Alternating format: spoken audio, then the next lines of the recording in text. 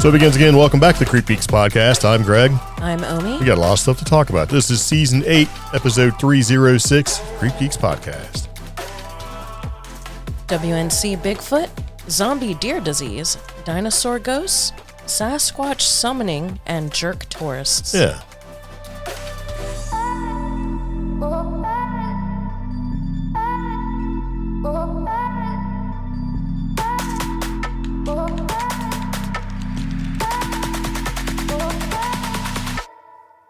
So here we go, rolling back into the podcast. If you would like to get a hold of us or interact with us in any way, there's a couple of different ways you could do it. Because we do welcome and solicit, appropriate. What? I just realized I might have opened the door for some weirdness. Okay. So anyway, we do have a couple of different ways you can get a hold of us, and we have a phone number that you can call. That phone number is going to be 575-208-4025. And then we also have the internet, so we have things like Facebooks. You can join our CreepGeeks Facebook group. Just type it in, just like you hear it. Yep. Just like you hear it. Yeah. And visit our Facebook page. We are also on TikTok and Instagram. Yeah. And YouTube as well. So if you would like to listen to the podcast, but not actually have to, if you just want to listen to it and you like to use YouTube as your means of ingestion, you can certainly do that. We do appreciate people who'd like to follow the YouTube channel. Because I think we've been stuck at 535 subscribers, which is weird. It just stays there. Yeah. So, and I do appreciate Ike and Prospero, our regular commenters. Ike is always very polite. It's like, thank you.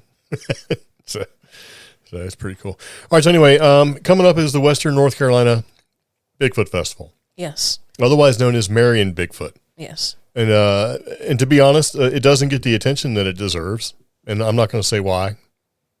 That could be a whole nother episode. It's a whole thing. I just will say this when it comes to events in general. If they don't know, they don't go. That means attendees, right? And you've been sort of getting out there and saying, hey, look, got this event coming up. You should check it out. And you reached out to places that people don't, do. How do I be nice about this? I wanted to take it a different direction. Okay, well then you can take it a different. Was it a good roll? No. So what I wanted to say was, this is an overlooked festival. CreepGeeks, we've been actually singing the praises of this particular festival for a while now. We've mentioned it when we go to other conventions and we talk to other paranormal people and other groups, and a lot of times they come and they're like, wow, that's really cool. But it's just one-off, so we can only speak to so many groups. When we speak to larger entities, it does get overlooked. And this is the largest Bigfoot festival in the state of North Carolina. Yeah, and it's also the closest for us. On top of that, it is one of the largest in the South. Yeah. At one point, the very first one was the largest, of the entire South. Yeah. And of the East Coast. Now, it's pretty big. There are a couple of festivals that are on par with it, but it was huge, and it's maintained a steady traffic of a whole lot of people. Yeah. Now, don't get me wrong. Yeah. It's basically a moneymaker. Oh, yeah, it is. People walk up and down the street and they buy stuff. People walk the entire, so it's called a 3/10 district. So the entire street of Main Street of Marion, North Carolina, is a little over 3/10 of a mile. And there is so much going on, it surpasses that 310. It actually expands downward into some of the other streets. Participating businesses get super involved. People paint their windows. They do all sorts of stuff. And in the center of all this is Town Square. And at Town Square, they have the Bigfoot speakers. They have a Bigfoot calling contest that you can enter and win.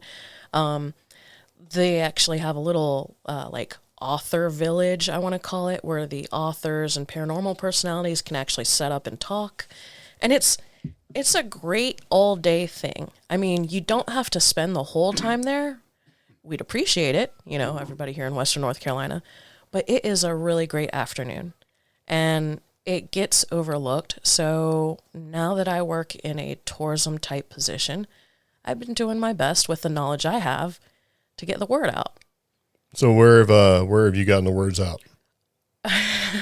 Well, some of them I'm not allowed to say yet. Yeah, but nobody knows yeah. that. So just say the ones you can say. So we reached out to Higgy Pop, which is one of the largest paranormal news websites in the world, in my opinion.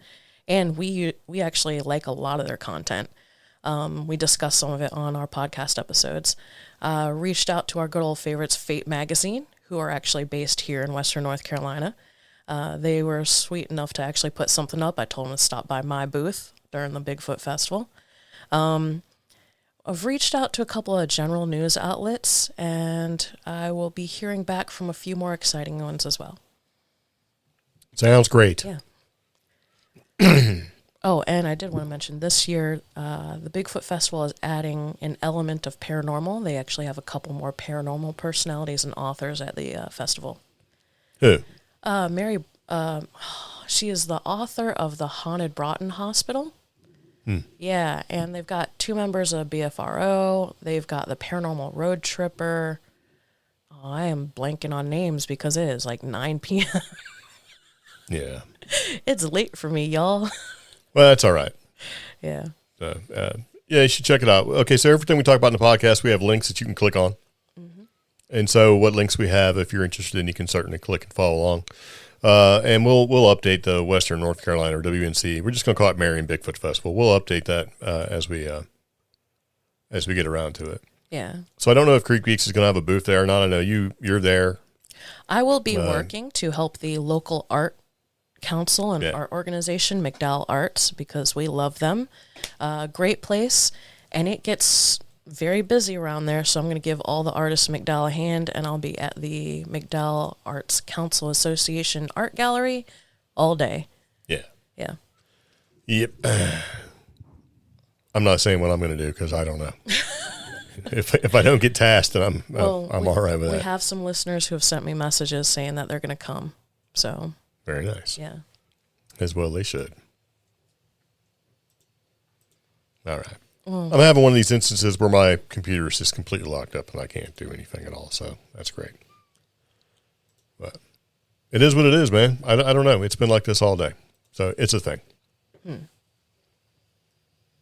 Like, oh, none of my stuff works. Okay, I fixed it. You keep pointing at my podcast making machine like I'm supposed to do something. Yeah, like hit the stop I can't remember how to hit the pause button to pause things, and I'm not starting over, so we're going to move into it. This is organic, y'all. So, all right. So, in our last podcast, we actually talked about a couple different things. And one of the things that we talked about was the zombie sex cicadas. So if you missed that, you should probably go back and talk about it. But following with the whole zombie theme, and this is also something we talked about, I think it was about 10 episodes ago, maybe a little more, about deers having the zombie disease where they turn into deers. And we talked about that and compared it to not deer. Oh, you said the deers turn into deer. What did you say? I said zombie deer. No, you should listen to it. What you said. I'm not listening to it again. Anyway, I just want to. I don't mind hearing my own voice. Episode on fire. So that's how it goes, man. It is what it is. We okay. Really do. Anyway, there's a disease that's been going around affecting deer, and it turns them into like zombie deer. All right. So, and we talked about how that might, if people seen something like that, maybe they think that might be like not deer. Okay. Where you see a deer, but it's not quite a deer, and you're like, what is that? Especially out in the woods, right?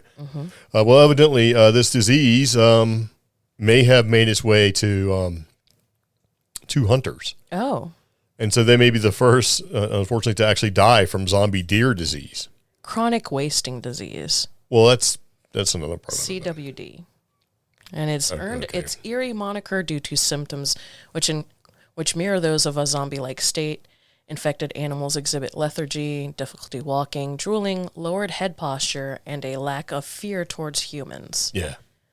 Creepy. Oh, yeah. So the degeneration in sick animals is slow, often spanning a year from initial infection to death, but the outcome is invariably fatal. It's similar to mad cow disease and sheep scrapie disease. Oh. It's caused by prions that target the brain. Oh. So it just eats your brain away. So this was initially identified in 1967, and the disease has since spread to other countries, and the number of affected animals is growing alarmingly. Now, until recently, it was believed that chronic wasting disease posed no threat to humans. However, one of the deceased hunters, age 72, experienced a remarkably rapid decline within a month of consuming contaminated deer meat. He exhibited confusion, aggression, and seizures, ultimately receiving a diagnosis of Creutzfeldt-Jakob disease. Yeah, transmissible spongiform encephalopathy. Encephalopathy. Yeah. Well, you laugh. Okay, so we've watched like we pick occasionally we pick shows too. Like we're going to watch this from start to finish. House was one. Yeah. Medical show, of course. The Resident was another. You watched most of that one. Yeah, well, I would hit play and then it would just go. But they had brought this up like a bunch. Not the zombie disease, but the whole Creutzfeldt-Jakob disease and the encephalopathy. Yeah. Encephalopathy. Yeah. So the link between zombie deer disease and the chronic wasting disease, to these two hunters, it's a casual link and it's been unproven so far. Yeah. But the cases underscore the need for further investigation into the potential risks of consuming meat with that disease, especially against the public health. So, yeah, because the friend of the deceased hunter also passed away from similar symptoms, but details of that particular case remain scarce. Yeah, and so we got this from anomalous.com. So here's the thing about that. These are probably people who live in very rural areas. It's either hard to get health care or they're like, live off the grid people. I think you're making a big assumption. There's a lot of hunters. Yeah. Lot. Oh, I So agree. you don't necessarily have to be but I'm saying poor. For these, but no, I'm not even poor. I mean, just rural in general. There's that tendency not to go to the doctor or living so far out, getting to the doctor's hard. So details are going to remain scarce on this until, unfortunately, more people who live or go to the doctor. Well, that's the thing, though. You probably wouldn't know until it's too late. Yeah. So who knows? But that would be something, if that's something, because it kind of reminds me of like mad cow disease, where they were really worried about it. But what happens if it continues to spread through the deer community? What are we going to have to do? There's a lot of places, and there's a lot of hunting that sort of doesn't occur anymore. It's when I was growing up, hunting was a big deal. Yeah. So there might be a lot of, I think hunting is on the decline. I might be wrong, but there's things out there that used to take care of deers and stuff like that. Yeah. That maybe not quite so much.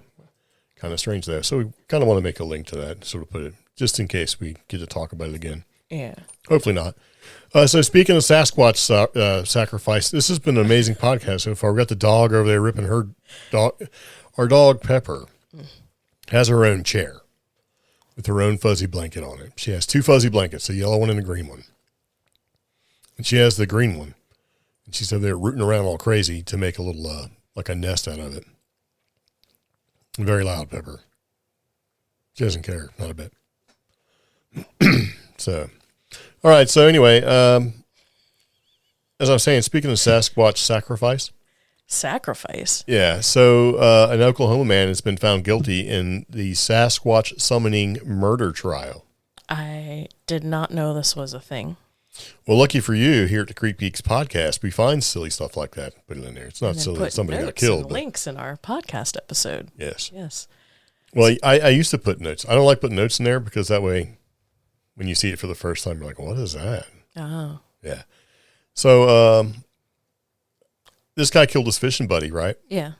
And he says he killed his fishing buddy, or it's been said that he killed his fishing buddy out of fear that he was about to be sacrificed as Sasquatch. What? Yeah. How? So he's guilty of first-degree murder, and it was a pretty quick trial, evidently, right? Mm-hmm. So this guy, Larry Sanders, is accused of killing Jimmy Knighton, right, July 2022, on the fishing trip where he came to believe that the victim had summoned Bigfoot to eat him. So his buddy Jimmy was like, I summoned Bigfoot. He's going to get you, man. I got Bigfoot. He's going to come and eat you. So... okay. I'm alarmed because I didn't know we could summon Bigfoot. Well, I don't know if you can. I don't know if it's a real thing or not, but evidently his defense, Sanders' defense originally was insanity, and then it changed to self-defense. Said, I'm actually innocent because it was self-defense. So taking the stand, Sanders declared that Knighton attacked me, and as such said, I acted out of survival mode. Remarkably, the fisherman stuck to his Sasquatch story during the testimony, saying that he spotted 3 of the sizable cryptids along the river at the time of the incident, and the only thing that made sense was that he was about to be sacrificed to the creatures by his friend. The truly strange account was echoed by an Oklahoma State Bureau of Investigations agent who testified on Tuesday that Sanders had told him that he strangled Knighton to death and then raised his hands in victory before shouting to the watching Sasquatches that weak is evil. Yeah, so evidently the stand your ground defense that was put forward by Sanders' attorney, right? Oh. And the state argued that the fisherman was guilty of first-degree murder because he specifically intended to kill Knighton. Yeah. There was a monster in the woods that day, and it wasn't Bigfoot. So, dun, dun, dun. There's a lot to the story that we're missing. Well, but yeah, we'll never because know that part. No, because we didn't attend the trial and all that. But at the same, here's the thing though: what if it's true? What if he really did see 3 Bigfoots, and what if he thought that was really going to happen to him, and so he just basically thought, this is what I got to do. But what external stimuli were presented to make this guy believe that his friend was summoning Bigfoot and that his friend was summoning Bigfoot to kill him? Well, he probably said, I'm going to get Bigfoot. I got these 3 Bigfoot that are standing over here, because he said he's seen them. So his friend somehow said, we've been fishing buddies. He spotted 3 of the sizable cryptids along the river at the time of the incident. So what if this dude really did have some sort of control on Bigfoot? Or what if this guy was being silly and making a joke because he's seen 3 Bigfoot and said, see those guys? That's Bigfoot. They're going to come and get you, man. And plus, why are you going to get on a boat with a guy who knows Sasquatch and can call him and can get Sasquatch to beat you up? That doesn't sound like a friend to go fishing with. Well, what if he was kidding? Guys joke around, man. That's some dumb stuff to... Well, but anyway, evidently he's been convicted of first-degree murder, and his self-defense insanity probably didn't work as good as maybe a possible insanity.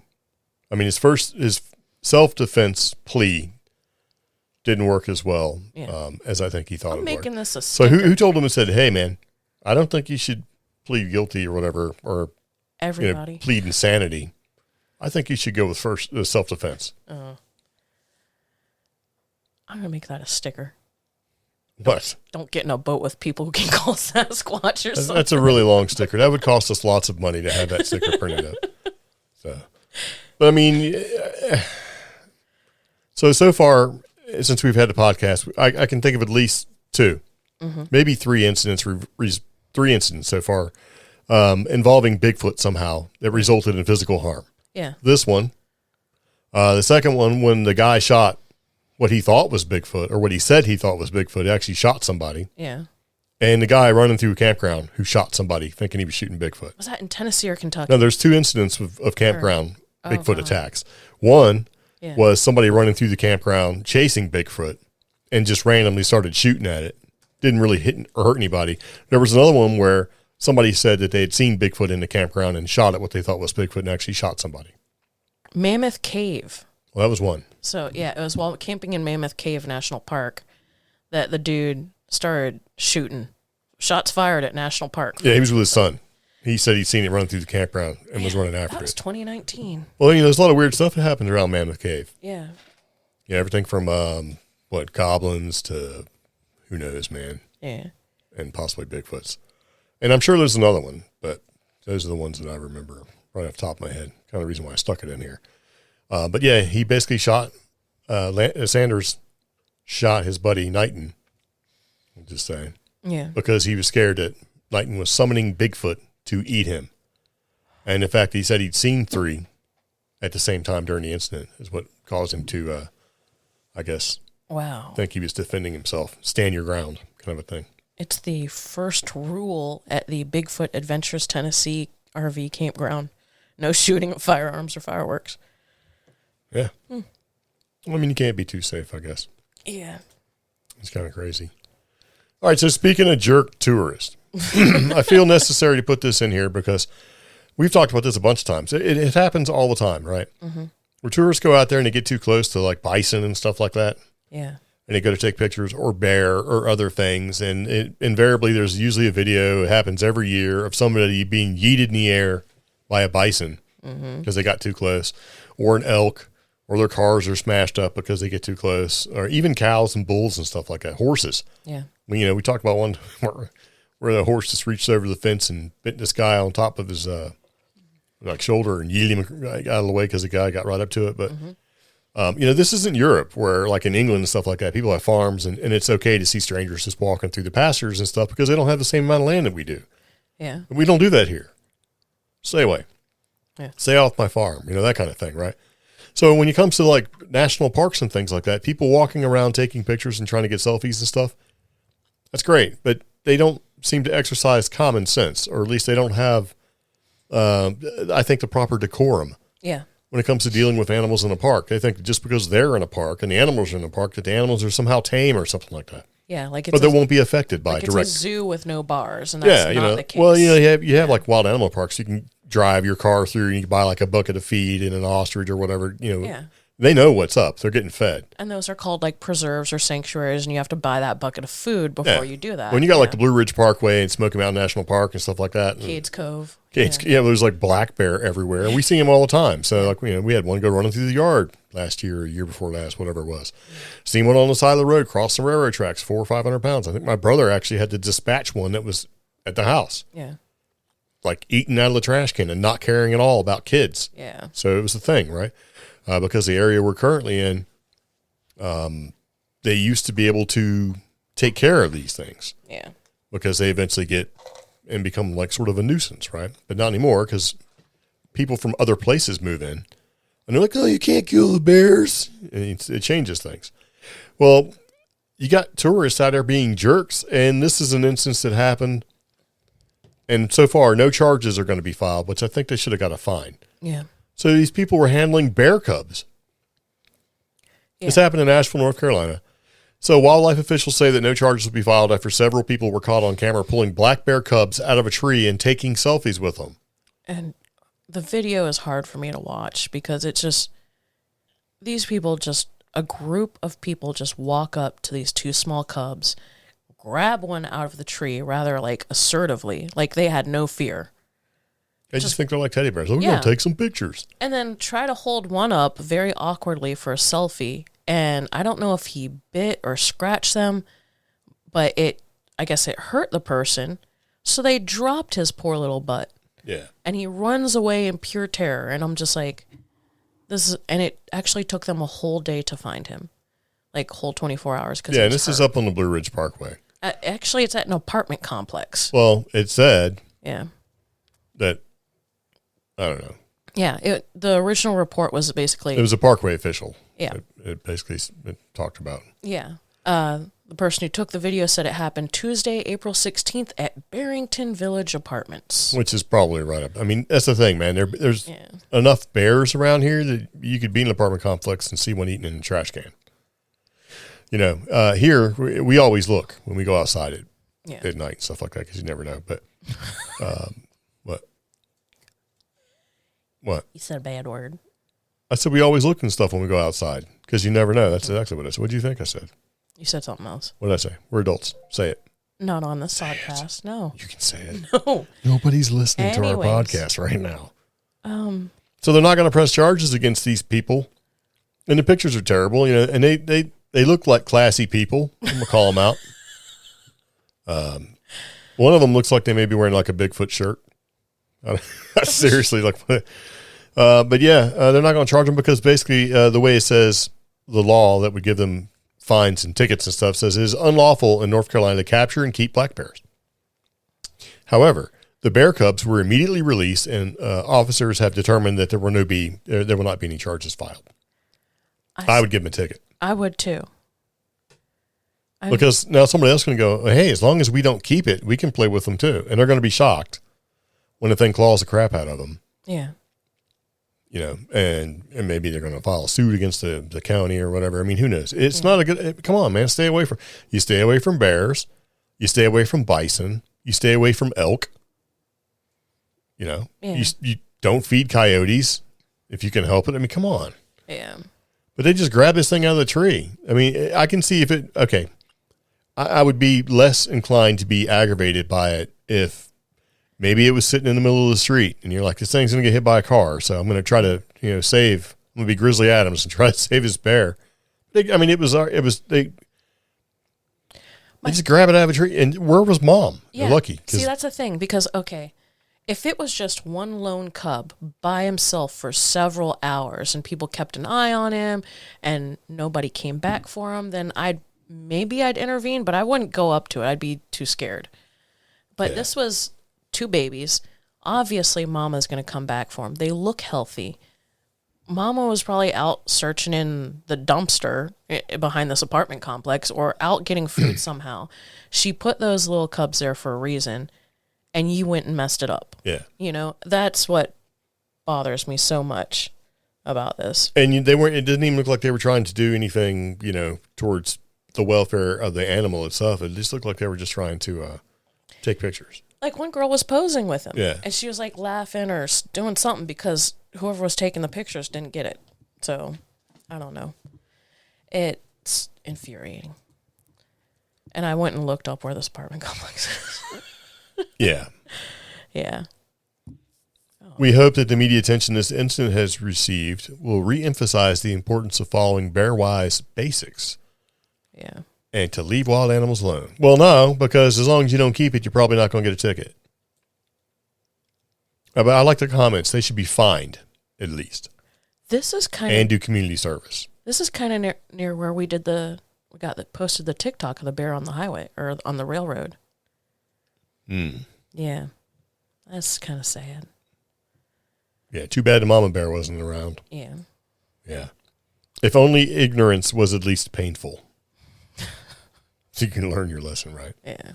So, yeah, this is in Asheville. Yeah. So, unfortunately, they did not break the law. While being a very dumb thing for them to do, touching wildlife is not against the law. Personally, I think a fine and restitution to the rehab facility should be at a minimum. See, that's funny because people told me, unfortunately, like it was illegal to touch certain wildlife, like large animals. Well, bears, probably not. How many people do you know out there go touching bears?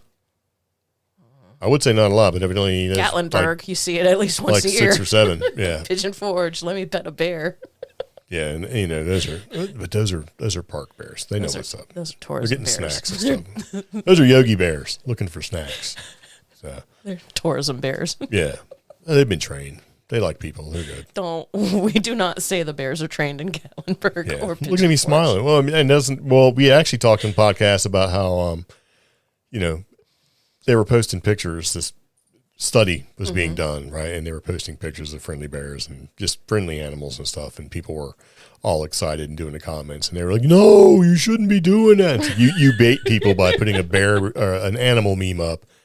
And then when they people respond and interact with your post, and it's not the answer you want. You know, it's like, come on, man. You set them up to be like, I would totally bring one of those home with me. Like, no, you shouldn't do that. It's like, come on, man. I do want to give props to North Carolina Wildlife Resources Commission because they do that. They do it with like raccoon posts. Yeah. So they'll post a raccoon meme, and then people are like, I just want one, and they jump in there and go, you shouldn't ever do that. Yeah, it's like they deliberately like. It's like, oh, look, there's a cookie. You should, and then you get smacked for trying to grab the cookie before dinner. It's dinner time. You shouldn't be doing it. It's like the bait cars. You get people just jump in a bait car and drive away because people leave it, running. They bait themselves so they can basically hop onto people's comments and be like, no. Yeah. It's like, oh, I see what you're doing. Yeah. So another thing that's aggravating is when you see people destroy parts of national parks, like when people are going around doing graffiti and things like that, and on like petroglyphs and things, and then you got people that like try to push over structures that are there, and there's a pair of miscreants who were filmed vandalizing protected rock formations in Nevada. Now, there are groups that are tasked with going out and when they see dangerous things to make them fall. Yeah. You know, looking and go, okay, this is going to fall. And when it does, it's going to hurt people. But they kind of have a tendency to be trained or at least, allowed to do that sort of thing. These knuckleheads were just out there pushing rocks over to see how far they would go. Yeah. And when I first saw this, it reminded me of these people. It reminded me of these people who deliberately did this to be put on social media. And this was like way back in I think it was 2016 or something like that. It was like these Cub Scouts and Eagle Scout people. Yeah. Were deliberately filming themselves, like knocking over these super ancient, rocks at Goblin Valley State Park in Utah. Yeah. And now we have this one that happens where... Yeah, this was at Lake Mead. Lake Mead, they have the really cool sandstony rock formations there, and they're just, kicking them apart and making them topple over down into whatever area. And you can hear somebody in the background, like a kid saying, "Daddy, don't fall," as the vandals carry out their destruction. Yeah. They should be fined. Not only that, but I can't really tell in the video, what's below them. They were off a trail, just the Redstone Dunes Trail. What was below them? Were there people? Probably water. Okay. I mean, yeah. So administrators of the Lake Mead National Recreation Area are understandably upset, right? Yeah. And there's a public information officer, John Hayes, calling the vandalism appalling. And it almost feels like a personal attack in a way. Well, yeah, I mean, if that's your job and you patrol, park rangers and park employees typically love the park they're in, right? Yeah. So he was left to wonder, why would you even do something like this? Why on earth would you do this? And, thanks to the witness who bravely captured the shocking scene on film, which means he recorded it with his phone. He didn't capture it on film. Yeah. Right. Authorities are hoping that the public can identify the two ne'er-do-wells, and they can be brought to justice for the vandalism of the protected rock formation. Oh.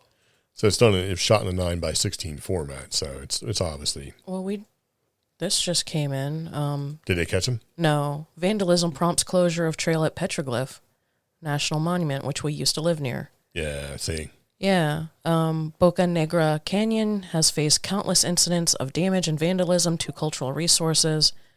I used to take both the dogs there. Oh, well, that was a while ago. Yeah, a long time ago. And what's the proper term for homeless people? Unhoused. So I would not be surprised if, since the time we've been gone from that particular area, if the unhoused population is greatly increased. So it seems like it has everywhere. Oh man! And I wouldn't be surprised if that could be related to the unhoused people. The uppermost portion of the Mesa Point Trail, including the top, is going to be closed to the public now. I know this particular part, and it's in, I'm not going to say, it's in a nice area. Nice neighborhood? Yeah. This is actually near where somebody we used to know lived. So, yeah, this particular area has had a lot more cairns built and some more graffiti and some more vandalism. So now they've got to close it. You mean cairns? Cairns, whatever. Cairns. Yeah, and that just came out last week. So, yeah, but basically vandalism and just destruction is on the rise with our national parks. And it's annoying because we should know better. Yeah. And we do. There's a lot of people that evidently I think a lot of people just choose not to care. Yeah. And it kind of is what it is. And some of these parks, especially the ones we're talking about in New Mexico, they're like in neighborhoods. Yeah. Or you have neighborhood access, that sort of thing. So they're not like I had to drive to Yellowstone or something. It's like, oh, there it is. It's in the neighborhood. Speaking of Yellowstone, a thoughtless gender reveal party in Yosemite, so near, big parks. Sorry. In Yosemite. Yeah, Yosemite. Yeah, that wasn't a very good transition there.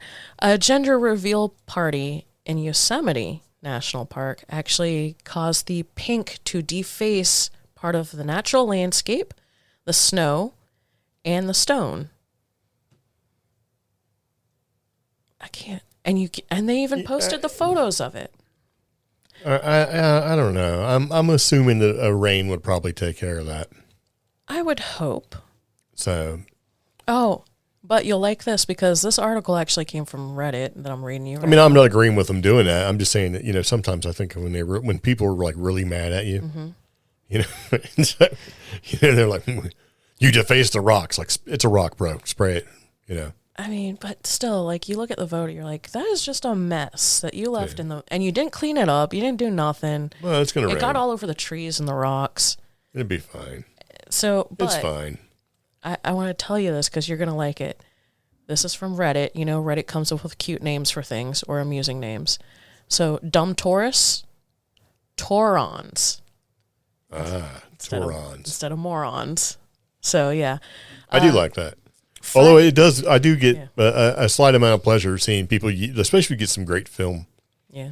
Or cell phone video or whatever, if somebody like yeeted 15 feet in the air. By a bison, and they're genuinely shocked, like, what? Yeah, but like $500 fine and up to 6 months in prison. There's a star, I think it was actually Pierce Brosnan, who stepped off the train. Yeah, stepped off the trail, and they tried to give him a big ticket. Yeah. I don't think it went anywhere. So, and we've been to parks where there are park rangers. Mm-hmm. We're like, you should not be in this position.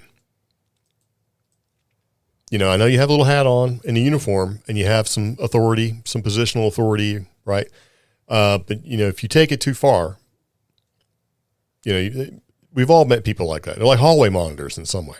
But. I mean, I'm not saying all of them, but there are some of them where it's like, look, man, you haven't been punched in the mouth lately. You have to think, though, how many Taurons does that particular person see a day? I get it. But if you can't exercise situational awareness, and understand that the person you're dealing with, in other words, if you can't identify the person that you're dealing with as being a threat of a certain level, and you can't escalate your level of force or whatever you have to do to match that individual, then you shouldn't be in that position. I mean, you have to be able to look at somebody and determine what's a threat, right? Mm-hmm. And take it to the level that you need to take it to. That's when you get people to get put on the ground for no reason whatsoever, guns thrown on them for no reason, because they can't determine, a 78-year-old blind guy walking down the street who didn't see you is an actual threat. There's no reason to put them on the ground with a gun in their face. And, and I understand what people say, well, they have to, no, you're trained. You're trained. It's not like you hand somebody a little hat and a whistle and say, here you go, you got it. I mean, you would expect problems to occur. I think that speaks to a very small portion of this, because in my opinion, I get it. Picking up, if in the past 10 minutes we have talked about bears, elk, destruction of natural resources and stuff like that, that's the overarching problem. Right, it is. But at the same time, when you have someone who basically, who might be a little too overreaching in their authority, that's a problem as well. It does go both ways. Like they at one time, they were trying to basically take Pierce Brosnan and basically get him extradited back to the U.S. for this thing, because the person that wrote him a little ticket, because he said he didn't know, said, no, that's not good enough. You need to come back to the. It's like you're a little overstepping here. It's not like he stepped off the trail and went and defaced something. I mean, it'd be like me and you walking, and because we've gone places where it's unclear if you're actually on the trail or not, and it straight up says, hey, stay on the trail. There's protected wildlife or whatever. And you don't know. You're like, well, I can't even tell where the trail is. He was supposed to be on a trail.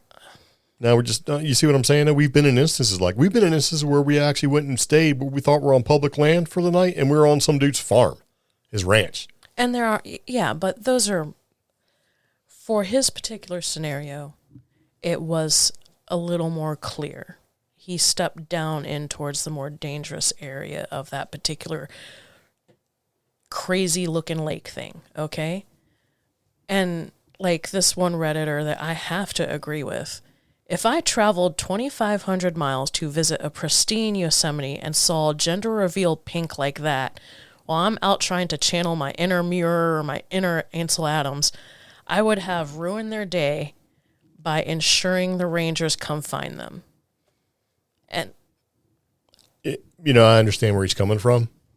But that guy right there is probably the same guy that camps out in the left-hand lane on the road, thinking that he's doing his civic responsibility by making sure other people do the speed limit. Or it's the same kind of person that puts a cardboard letter on our van, basically telling us how we should tread lightly in woods because, nature and Sasquatch and Bigfoot and ghosts and stuff, and we should be aware of all that, And so you're indignant, how do you say it?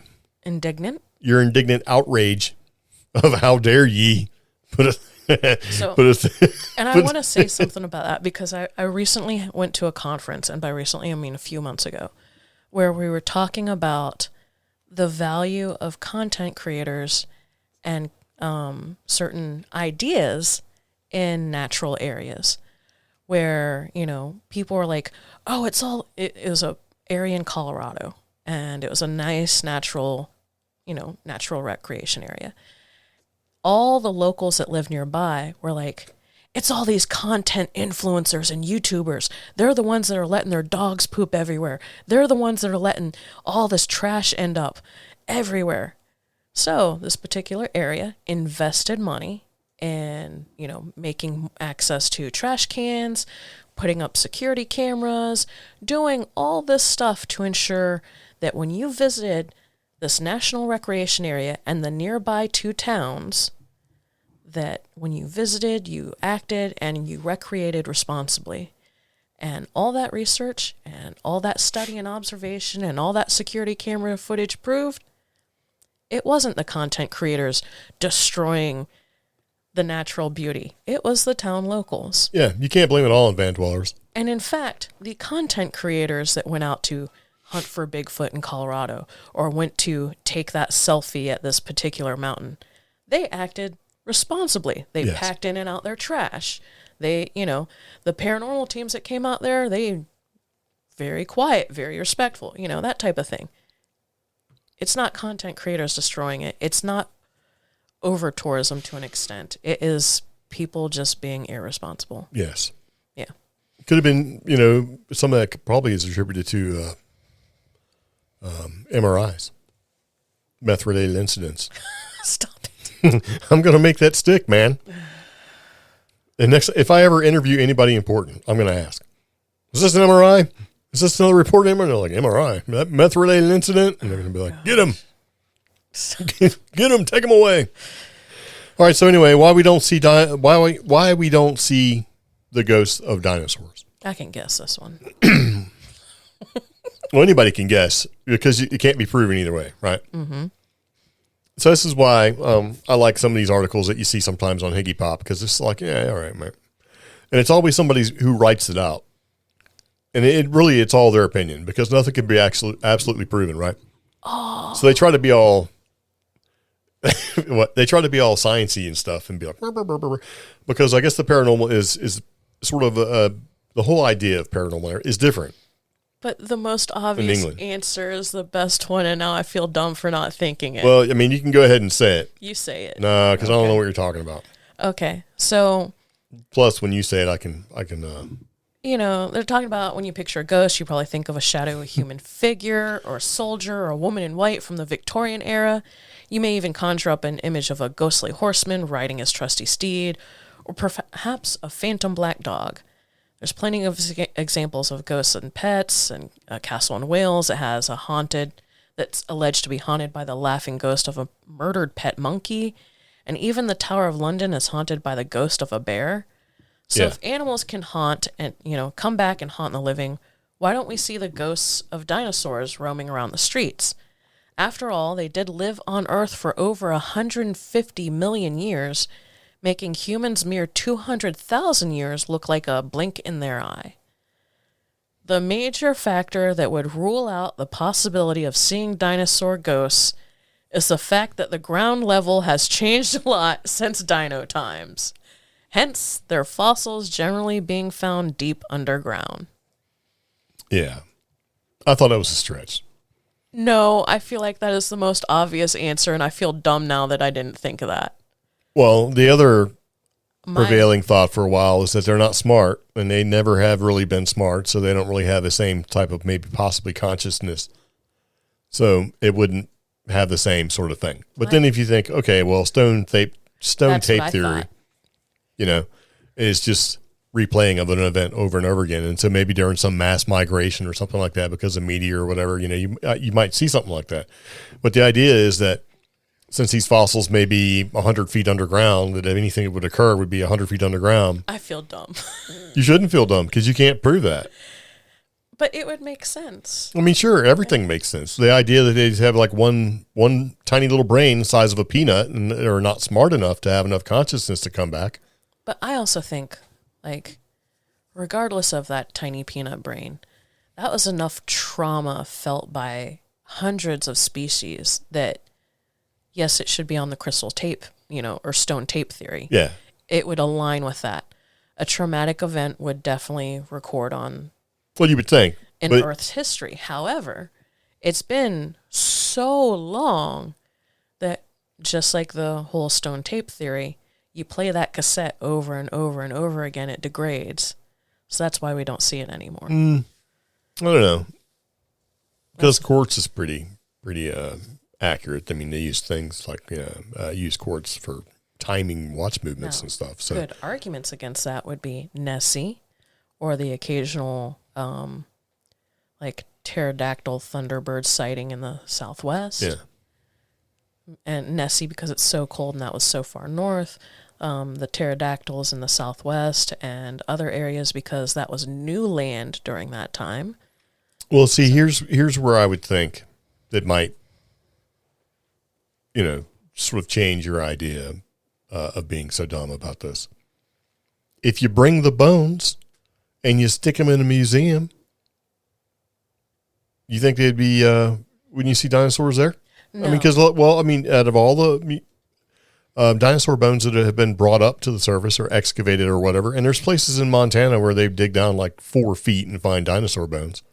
So, right? Yeah. So why wouldn't there be instances of possible ghosts that may be attached to their own bones or whatever in like places like museums and such? Because in my opinion, that stretches more into your theory, the whole pea brain thing, because that's more when you move bones and stuff like that and trigger an event, that's more of like a spiritual thing, which is honestly more of a human thing. Well, listen, yeah. I have seen lots of episodes of Supernatural, as everyone has.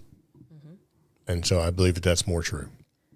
For humans, possibly. Not. What about dogs? Okay, dogs too. So. But, let's see, some famous dog remains that may be in, like, I'm trying to think. Like the dogs that fought in world wars and stuff like that. Those museums already have like a haunted history. So maybe. Well, I think the real answer would be there's no human attachment to dinosaur bones. So if there's no attachment to dinosaur bones and there's no basically human attachment or even human interaction with dinosaur bones for dinosaurs that were living, then there's not going to be any ghost activity. I think seeing ghosts and things like that are directly related to the humanistic interpretation of what it is that they're seeing or experiencing. Okay. And since no human has directly interacted with a live dinosaur, I don't think that's the case. Now, when people see pterodactyls and things like that and thunderbirds and stuff, there's records of humans seeing thunderbirds, and there's records of humans seeing dragons because they write about them and they describe them and they draw them and they do all that stuff. Yeah. So, now would you call a dragon a dinosaur? I think if you really break it down, probably not so much. So, I mean, I don't know, but I think that most dinosaurs who's to even say, and some people like look at this as, if the dinosaurs that we're actually seeing when they're all put together in museums and stuff like that, a lot of it's guesswork. Like I seen one that was pretty interesting where they said a Tyrannosaurus Rex is really a dragon. And they put it together wrong because if you take his little skinny arms that don't do anything and you flip them around the other way and you put feathers on them, they actually become wings. You ever seen that? It was on this highly scientific web app. That pre-warning. Yeah, app called TikTok. Oh, right. Great. But no, I mean, they did a good job of making you think it's possible. Maybe maybe Tyrannosaurus and stuff, but maybe it really is just dragons. Because, I mean, why do you have little skinny arms? You need your arms. Tyrannosaurus rexes were just giant chickens. That's what they turned into. No, they were just an early form of chicken. They really were, because okay, then they should have feathers and wings then, right? No. Chickens got feathers and wings.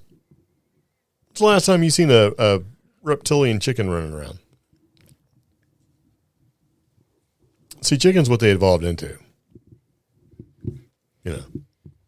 Are you looking up on the internet? Oh, there you go. Go to that scientific research website called TikTok. Oh, there really is such a thing as a naked chicken.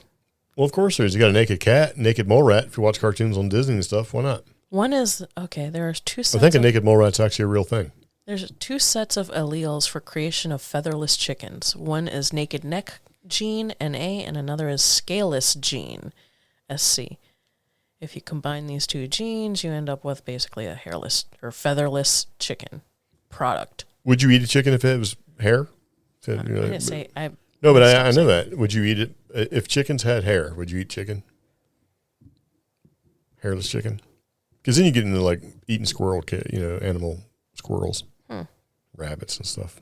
Oh. Hairless chickens. I don't know. I never thought about it. Yes. This is a free range hairless chicken. So speaking of hairless chicken. Really? Yeah. And we're kind of moving back into animal stuff again, right? Aside from dinosaur ghosts, which is just a fun thing to talk about, because you can talk about the pros and cons or, for or against dinosaur ghosts, whatever. Mm-hmm. If you've been hanging around with your friends, you're speaking that kind of stuff. The healing power of cat purrs. Huh. Have you heard this? No. The cats basically purr, and they purr at a frequency that causes healing and relaxation and things like that? No, I hadn't heard. Okay, well, good for you, because I'm about to give you some knowledge, right? And this comes from a website on the internet, right? So it has been demonstrated that the frequency of the vibrations produced by a cat's purr can aid in wound healing, inflammation reduction. And this may explain why your cat may purr more while healing from an injury or illness. Oh. So the potential benefits, health benefits of a cat's purr for humans may be what people find the most fascinating out of this article. Yes. So according to research, the human body may benefit from the frequency of a cat's purr. Notably, research has been shown that the vibrations emitted by a cat's purr can lower blood pressure, lessen stress, and even promote healing. Okay. I mean, I would agree with that. You ever petted a dog? It's relaxing. You ever petted a cat? Yeah, throwing some acoustical stuff going on with the purrs. I think it's, So if you take a moment to appreciate the exciting physics underlying this skill, next time you hear your cat purring, it's understandable why the cats are basically wind up being viewed as cherished pets. Yeah. But it doesn't really say exactly how they figured out. What's the scientific proof, right? And this article comes from the Virginia Beach Veterinary Hospital. That's why I put it in here. Okay. We're familiar with Virginia Beach. We actually live there most of our lives. So, because cats purr when they're happy or comfortable, they also purr when they're hurt or distressed. And so the scientists have basically say that purring is a way for cats to calm themselves. And cats may calm themselves, and that'll help lower the stress levels. And when you lower the stress, you have less shock, that sort of thing. So it's better. That's why I would say you keep calm if you get hurt. It's all right, man. Calm down, relax.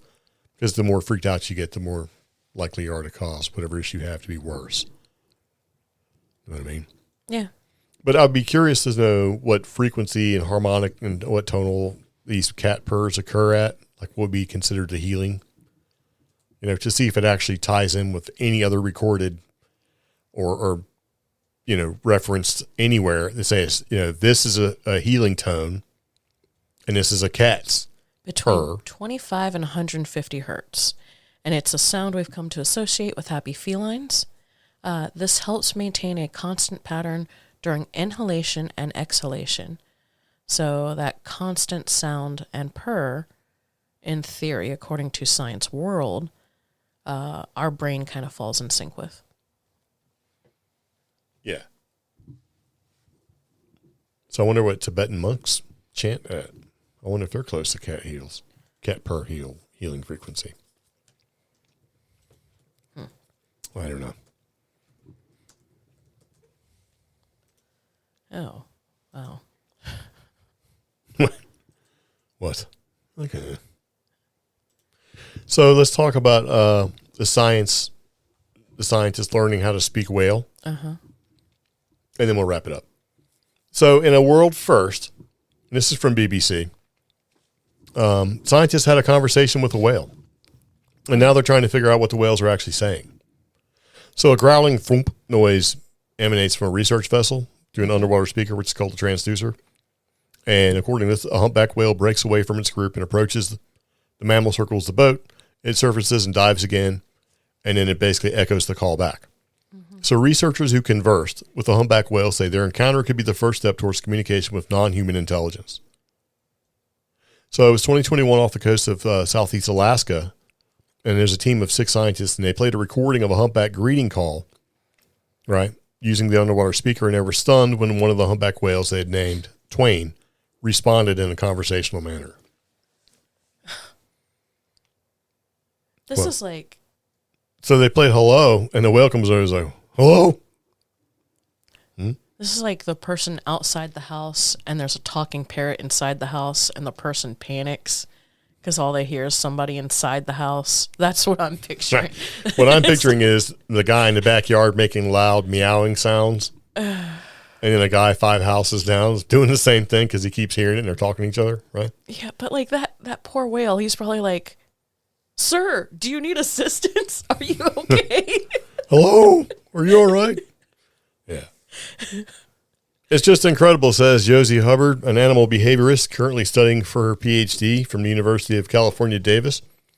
Hubbard was on a research vessel, which is basically floating. All the engines were turned off, and this is in Fredericktown, Alaska, when she encountered humpback whales for the first time. And as per regulations, you have to basically stop a couple hundred meters away from the whales, turn your engine off. And from there, the whales may approach, because whales are smart. They know to stay away from the spinny thing at the back, right?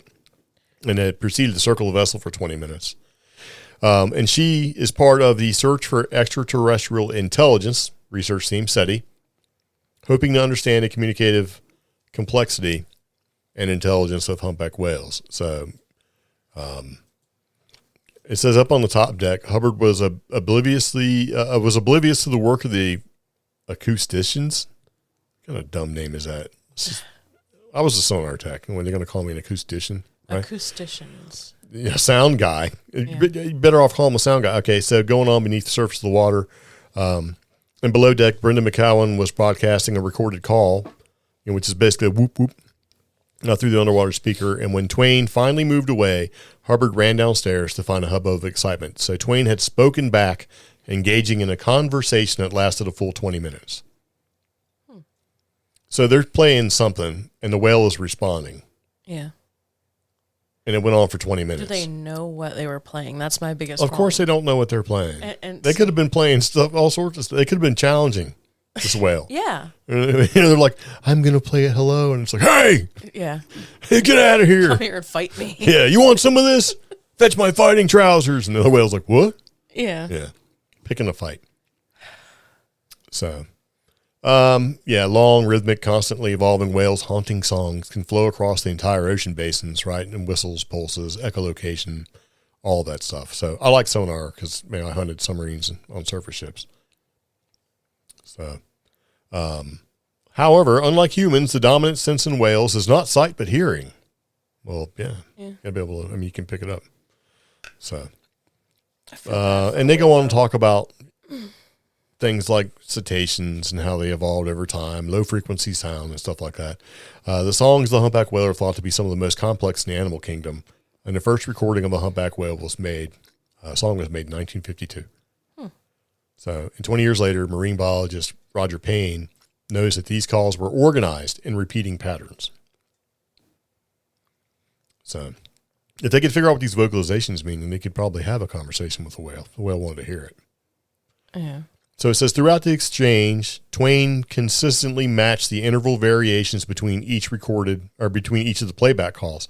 And this is thought to be the first intentional human-whale interaction in humpback whale language.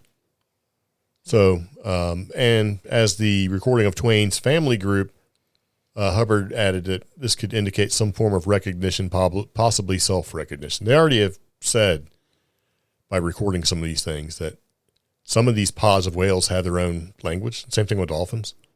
And they have their own accents. So they could recognize who's speaking to them from long distances and stuff. So, I don't know. I thought it was kind of neat. I know. I'm just sitting here like the whale stuck around for 20 minutes. So it makes me still consider, what did they play? Maybe it's the equivalent of a whale looking in a mirror. Like when you see a dog look in a mirror and it sees itself and it plays with itself for a while, or a bird. This whale's hearing itself talk back. Maybe because if they're recording the whale's song and then playing its own song back, it's hearing itself. Like, hello! And it's like, hello! It's like, hey, is that me? But for 20 minutes, I think they're smart enough that they'd figure it out after a few minutes. For 20 minutes, so I'm thinking it's like they were playing like free tacos or something, and the dude's like, I want my free tacos. I want my free ocean McNuggets, you know? And he's McNuggets. They were probably like playing like a sound that indicated food. So he probably stuck around for 20 minutes thinking, yeah, there's some food around here. And he shows up and there's no food at this party. It's just some like two scientists playing noise over and over again. They're like, what are these and idiots he's like, doing? This party sucks, and he leaves. So the data has been collected and processed using machine learning algorithms to detect and classify the clicks. Right?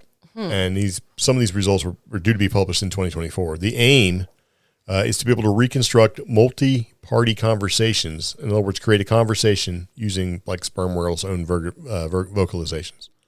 So they're saying that if they record enough of these and run them through machine language, and maybe they can eventually sort of translate and figure out what the whales are saying. So AI is going to make it to where we can talk to whales. And did you know that whales are also natural fertilizers? Yes. Because, they poop. Yes. And the phytoplankton eats it. Yes. Isn't that nice? So there you go. All right, I think we've had about enough of that. Good. Because we could, talk about whales attacking boats. That was last year when whales were out there. Now we're pranking them with like fake phone calls in the ocean, offering them free food. Yeah, I'm sure they appreciate that. Thank you guys for tuning in to this episode. We do appreciate it. Again, you can reach us on our website, creepgeeks.com, or call us. Phone numbers in the show notes. Please join our Facebook group. We are trying to make that group grow. We appreciate you guys interacting with us, whether it's memes, interesting stories, scary stories, or suggestions. Hop into the group and let us know. Yeah. All right, anyway, see you later. Take it easy. And we'll talk to you next time. This is CreepGeeks Podcast, Season 8, Episode 306. So, see you later. Bicycle.